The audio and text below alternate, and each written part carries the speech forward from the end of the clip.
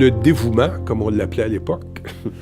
Ça, c'était l'influence de la religion dans la vie politique de ma jeunesse. Le dévouement, oui, c'est-à-dire être absolument dédié à une cause, à des gens. Ça, c'est sûr, au départ. 2, le respect. Alors, le respect des gens, mais à tous les niveaux, non seulement le respect de l'électeur, mais le respect de la fonction publique, le respect de celles et ceux qui sont des acteurs du changement en société, la tolérance. Ça, pour moi, c'est central. C'est accepter que l'autre soit différent. Accepter que l'autre ait des idées différentes. Ça, pour moi, c'est au centre de ce qu'est la vie politique. L'intégrité, d'abord et avant tout, face à soi-même. Il faut savoir ce qu'on veut quand on fait du service public. Il faut savoir ce qu'on défend.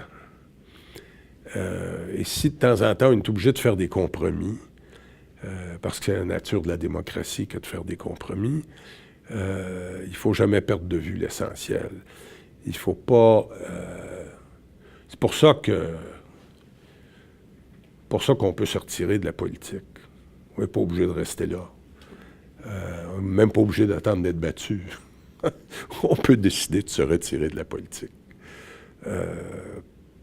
Parce qu'on sent qu'on n'a plus l'apport qu'on pensait pouvoir être, parce qu'on sent qu'on n'est plus utile au projet qu'on défend, ou parce qu'on veut avoir une vie où on se ressource dans ses propres valeurs, sans être obligé de faire de compromis.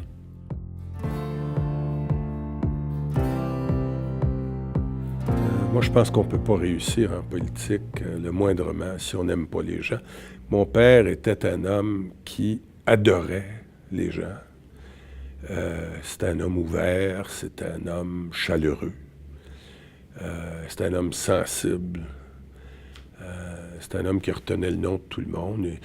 Il y avait 10 000 électeurs dans son comté, là, c'est pas beaucoup, hein, mais il y avait des enfants qui portaient son nom dans le comté, parce qu'à l'époque, la politique était très personnalisée. Hein. Alors, des enfants qui étaient baptisés Daniel à cause du député. Alors, il y a ça d'abord. Deuxièmement, une notion du service public. Je peux le dire à ceux qui n'en font pas, il n'y a rien de plus satisfaisant que le service public.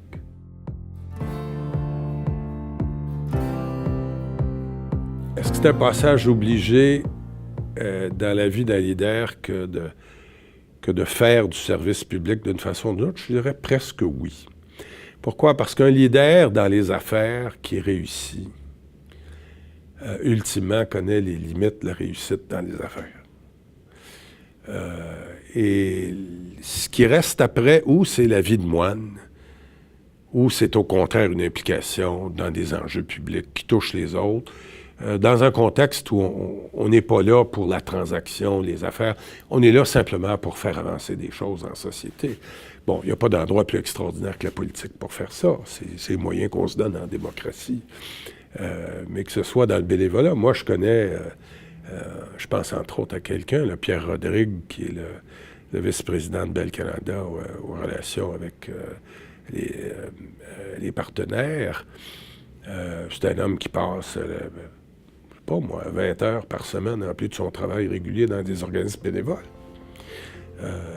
Et ça ne m'étonne pas. Il y a des gens pour qui la continuité de leur carrière en affaires ou autrement, c'est dans le bénévolat, l'implication communautaire ou l'implication politique.